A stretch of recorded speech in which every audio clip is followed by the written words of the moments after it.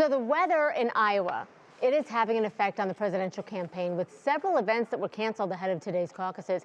Now, don't be fooled by those beautiful blue clear skies.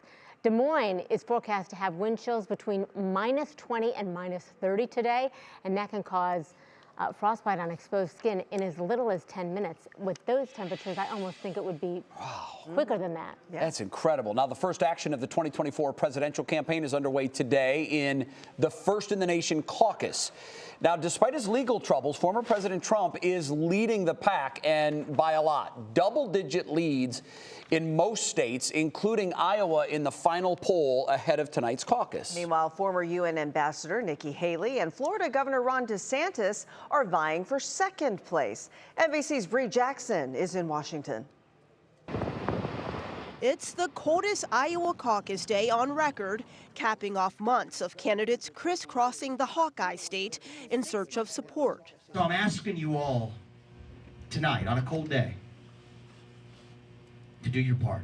I'm running on your issues and your family's issues and solely to turn this country around. We have an option to either go back to the past and deal with the names of Trump and Biden in the past, or we can go forward in the future. Former President Trump holds a commanding lead over his Republican rivals. I think it's going to be very close to record-setting, maybe even record-setting. Still, the GOP frontrunner not taking any chances, encouraging Iowans to show up. You can't sit home.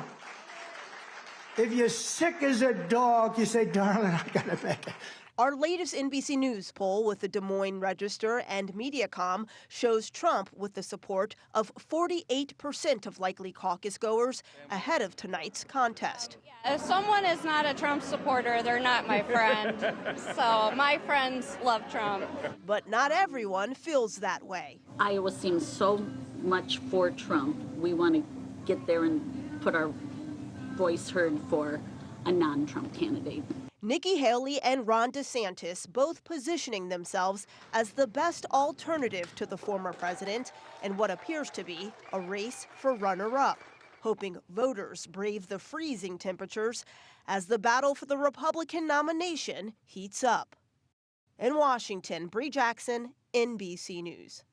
Bree, thank you very much. Don't forget, in-depth coverage of the Iowa caucus continues right here tonight on NBC Nightly News. Lester Holt and the NBC News team share insight into what's happening on the ground and why Iowa matters so much. That's coming up tonight on 3 News at 6:30.